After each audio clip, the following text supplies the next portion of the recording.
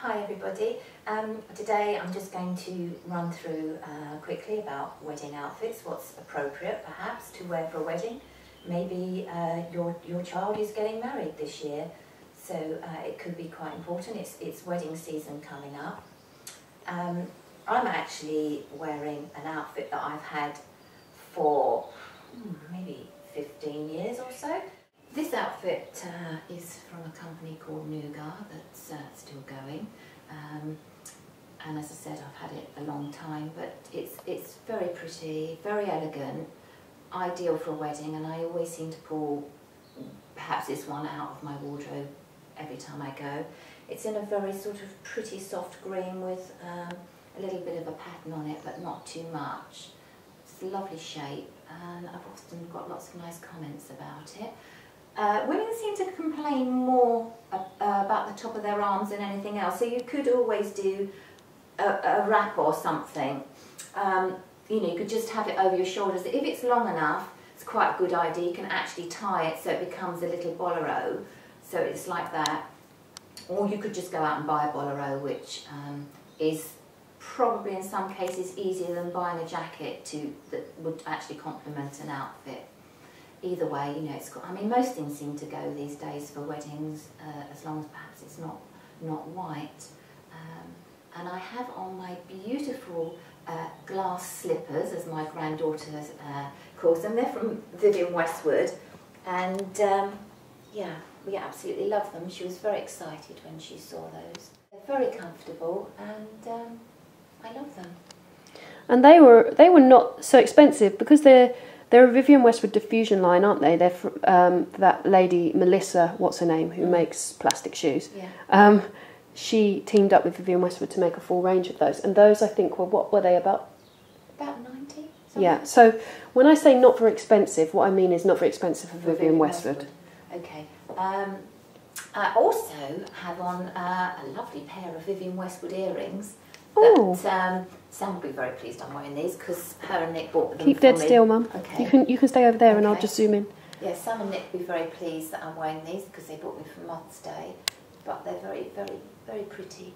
Oh, they are gorgeous, Mum. Aren't they lovely?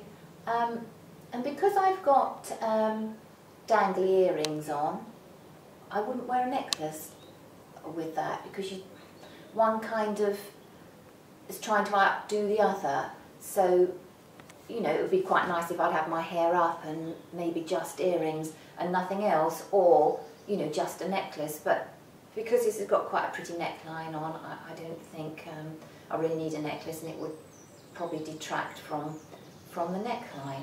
Two-piece, something like this is ideal if perhaps you carry your weight around the middle, because it actually, the skirt's tight. So if you've got quite big hips as well, it will cover them up, the top will cover them up, so it's a very good style, and you can get outfits like this in lots of different places. And of course you have then also got the option, should you choose to wear the top or the skirt individually on its own. And I wouldn't want to be you trying to find a t-shirt to go with this skirt. So. No. And can I just ask you about the underwear you have on under there, Mother? Must you? I must, because I saw it. Okay, well I'll show you that in the other dress, because it's not, I don't really need it so much with this dress. The other one, however, I definitely do. Before you go, can I just, can you tell me a bit about that neckline, who that neckline would suit? I think this sort of neckline is quite universal, but if you've got quite a bust, it's perfect. Is that called a cowl neck? It is. It's called a cowl neck, It's a cowl okay. neck. Yeah, and the length's quite very nice as well. I think the problem with this season is everything. Every dress you like is above the knee, and you know, it's not always age appropriate to wear dresses above the knee. Not everybody wants to wear a pair of leggings. So, you know, it's quite difficult this season to find a very pretty dress, and you don't always want to wear Mother of the Bride. Certainly isn't the look that I would enjoy wearing, plus the fact, you know, you're talking probably £500 or £600 to buy an outfit that you're never going to wear again.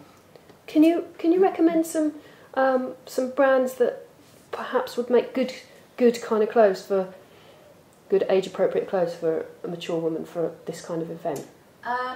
Yeah, I mean, you know, Phase 8 is fantastic. They have lots of different styles on there. The only problem that I would say by buying a high street name is that you've got to be very careful that somebody else doesn't actually turn up in the same outfit, which is quite easy to do.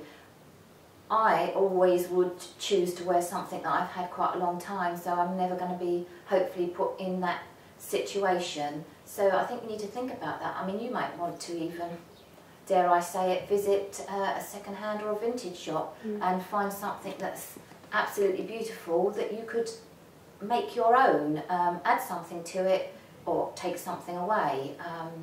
You know, that's a good, good idea. And what's your thoughts on hats and fascinators? Because isn't it something that Mother of the Bride almost always does? Quite often people wear hats and fascinators, but not as much as they used to. I think it's very difficult to get the right hat shape. I mean, obviously if you're petite, you want a very small hat, and if you're taller and bigger, you can carry a big hat off.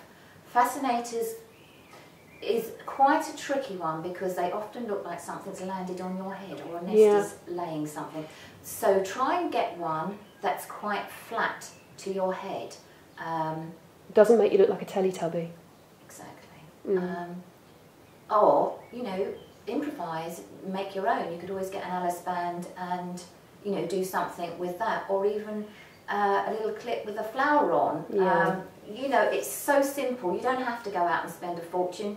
Think about it. I loved keeping little bits and pieces, accessories, and, you know, you can do things with them. This is another little dress of mine that I sometimes wear, which is why I wanted the big knickers. Now these knickers actually come up to here and down to here, which are fantastic if you're wearing a dress like this, because it makes you feel very firm and quite confident. You have to be careful about these sort of things, because if I wore ones that were to my waist, then, you know, not that I'm necessarily big, but the fat would have to go somewhere, so it would just spill over the top, which would not look too good at all. And as I said before, women complain, or I think I said before, women complain about the top of their arms more than anything else, so I've got a little wrap as well. But actually I'm not bothered about my arms, because I always think there's far more important things to think about. So that and also you run 5 miles every other day. Yeah, so and that would really annoy me, that scarf, so I wouldn't actually wear it. But I mean, if that's for you, that's you know, that's good too. This is from a company called Resource. And the neckline is very similar to the other one. And it was just a fluke, actually, because I don't have many things with this neckline, but it just so happens that these two do have this sort of neckline on it. Can I just say, this is quite a hard colour for many women to wear. I know that if I wore this, it would look awful on me, this colour. So do you think that this colour looks good on you because you have that slightly more olive skin tone? Or possibly. I mean, you know, the other dress I had on had a bit more colour in it, although it's still slightly erring on the side of a limey colour, which is lovely in the summer, not great for winter. It's good when you've got a little bit of colour in your skin. I think this is another thing that at some point we'll talk about colours as you mature. I also think that looks really good on you because you've got blonde hair. I don't know if that would look so good. I don't know, I think it would look equally, you know, look good on dark hair. I think it's quite a soft colour, which is why it's quite good too. Very pretty. So I think that's it. Thank you very much for watching, and see you soon.